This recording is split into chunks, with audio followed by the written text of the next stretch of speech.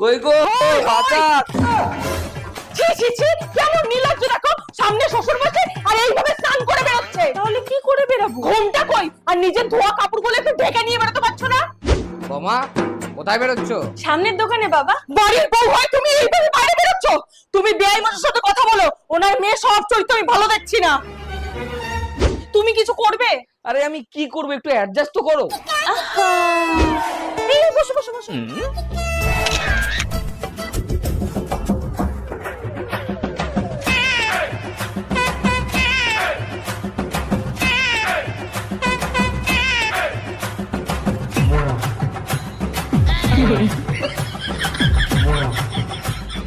দেখুন, আপনার ছেলে মদ খায় আর অন্য মেয়ের সাথে সম্পর্ক। আপনার ছেলে সব চরিত্র কেমন? এই রে, এসব ফটো পেলো কোথায়? বাবা! বৌমা ছেড়ে দাও।